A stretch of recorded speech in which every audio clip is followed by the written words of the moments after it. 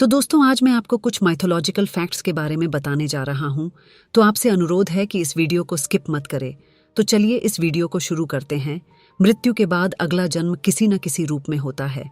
आपका अगला जन्म किस रूप में होना है यह पहले ही निर्धारित हो चुका है और इसका निर्धारण आपने स्वयं अपने कर्मों के आधार पर किया है।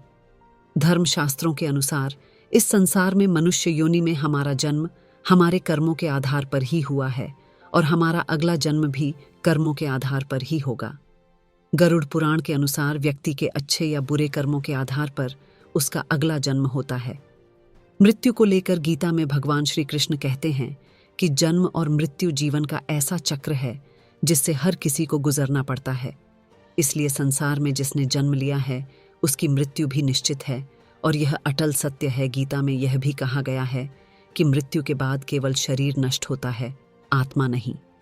आत्मा पुराने शरीर को छोड़कर नए शरीर को धारण करती है।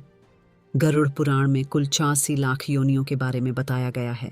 इसमें मनुष्य योनि को सबसे श्रेष्ठ योनि माना गया है। गरुड़ पुराण में कर्मों के आधार पर जन्म लेने वाले योनि के बारे में बताया गया है, यानी मृत्यु के बाद आपका जन्म किस योनि में होगा यह पहले से ही निर्धारित है।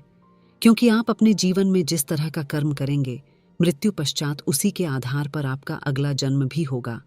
जानते हैं ऐसे 5 कर्मों के बारे में जिससे अगला जन्म निर्धारित होता है। धर्म का अपमान करने वाले।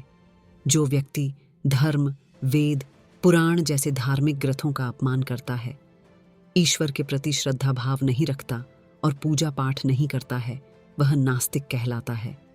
गरुड़ पुराण के अनुसार ऐसे लोगों का अगला जन्म श्राण यानी कुत्ते के रूप में होता है। मित्र के साथ छल करने वाले। दुनिया में मित्रता का रिश्ता सबसे खूबसूरत होता है, लेकिन कुछ लोग मित्र के रूप में शत्रु बने रहते हैं।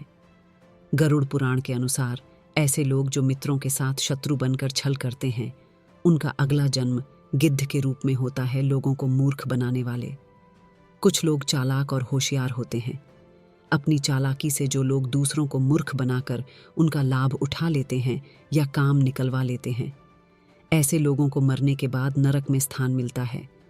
साथ ही ऐसे लोग अगले जन्म में उल्लू के रूप में जन्म लेते हैं, गाली गलौज करने वाले।